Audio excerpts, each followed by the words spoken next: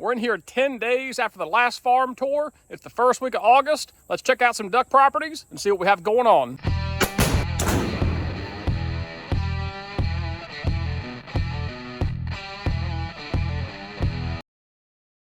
We are at the upper end of what we call the rice swamp, and we got a lot of nice rice in here.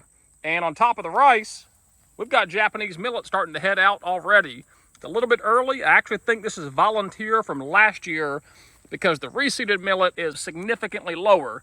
Probably going to be volunteer from last year, but either way, we got some heads in here. Rice looking fantastic exactly 45 days after planting.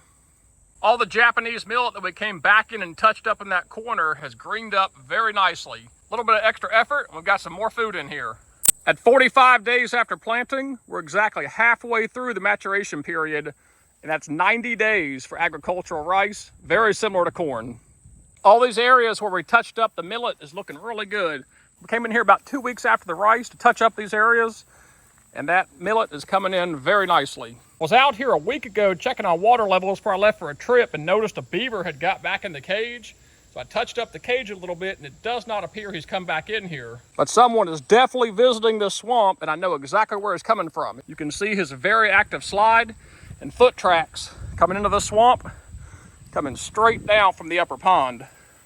So we may go ahead and set a trap in here and try to get this active beaver. With a slide as obvious as this and these really fresh foot tracks, I could probably lay a log across here and set a conibear right down there, make sure it's at least 2/3 underwater, and I should be able to trap that beaver in the first night. The rice swamp 45 days after planting is on point. Let's go check out the lower swamp. Hopefully we got the same results. We have arrived at the lower swamp, and I need to correct myself on something I talked about last farm tour update. I said this was all planted in rice, which is true and accurate. What I forgot about is we had so much Japanese millet in here last year that it was going to reseed itself. And sure enough, we've got a ton of volunteer Japanese millet. Now these heads aren't very big because they're probably lacking some nutrients here. These are also seeds from a last year's plant.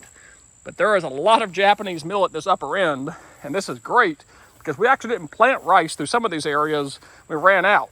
So everywhere we didn't plant rice, it's been substituted with volunteer Japanese millet from last year. That extends all throughout this upper end of the buckbrush where the ducks love to sit. Shows you if you get a good enough stand of millet or rice, it can reseed itself and pay dividends the next year as well to fill in some of the areas you might have missed. So this is all Japanese millet up here in the upper end where we did miss some areas. Let's go look at the rice. The same thing applies over here. This is a lot of Japanese millet that has volunteered back in here now that I can see what it is by the blade type. There is certainly rice all in here. I can see the rice, but this lush carpet you see from one end to the other is predominantly, I'd say, 80% Japanese millet. Not a bad thing, but just not quite what we had planted in here and hoped to see come up. But as we come around this side here, there's a lot more rice than millet. So I think it's going to end up being a really nice blend of both the agricultural rice and the volunteer Japanese millet from the previous year planting. I can see down at that far end, the water level is still good. We got a lot of millet in here. We do have some rice coming up 36 days after planting. Let's go check out the farm pond, see what we've got going on there. Landowner texted me this week, said there's a pile of wood ducks in there. So that's encouraging. And here we are at the farm pond. Man, it's looking good. Looks a lot better than last year. We've still got some dead spots I'm going to take a look at, but overall, we've got some really nice coverage. It's looking really green, a little over 3 weeks after planting. Take a look at this dead spot first here. There is rice germinating and coming up, so I really don't know what's going on here with the soil type, because it just does not want to grow anything. But once we get out here into these wetter areas, closer to the pond, man, this stuff is looking good. It is really thick, really lush, and we're all the way up to like 15 inches tall. We've got some barnyard grass coming up with some seed head on it. The smartweed is still rocking and rolling here, and this is all of the rice that we planted. All that tall, dark green leaf structure. So we've got a nice blend in here. There's going to be some volunteer millet from last year, I'm sure. We've got smartweed, we've got rice, and we've got some other volunteer barnyard with some millet on it. Just like at the other swamp we were just looking at earlier, we've got some Japanese millet heads starting to come on, and I think this is a self-reseeding from last year, because we really didn't plant much millet out here, and what we did plant, I do not think would already be going to seed head. So I'm pretty sure that's all from last year reseeding itself. I see you checking out my fade here. Got it done up tight. So we're a little over 3 weeks after planting out here, and it actually looks about the same as it does at the other rice swamp where we were a month after planting. Now there is one key difference, not just the soil type here, being this is more of a clay bottom farm pond, is we fertilize this. If you caught that video about a week ago, we came in here and spread 50 pounds of 3400 fertilizer and gave this a bump. So that one bag of fertilizer has made up that 1 week difference between this and the rice swamp.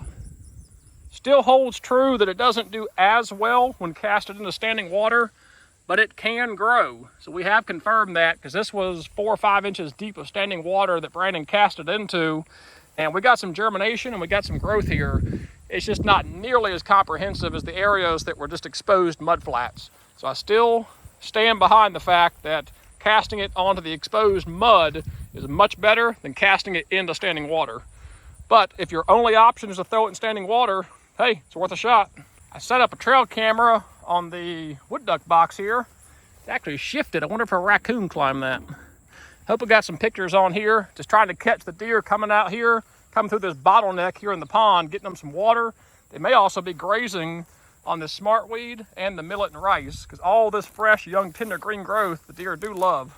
I did not run any ducks off, but the landowner, like I mentioned a second ago, said there's been at least a dozen, if not more, in here, and I also ran out over a dozen 2 weeks ago. So I think they're probably in here still eating some of the seed that didn't germinate. They might be eating this water meal and duckweed, I'm not sure, but the wood ducks are hanging out in here. I have to think it could be because we hatched out a dozen in that wood duck box, plus the resident birds from last year. So fingers crossed, we'll have us a hunt this year. This is a duck farm tour update complete. I'm gonna do the dove stuff separate this weekend, so be looking for that video as well. But as always, thank you guys for watching. God bless and take care.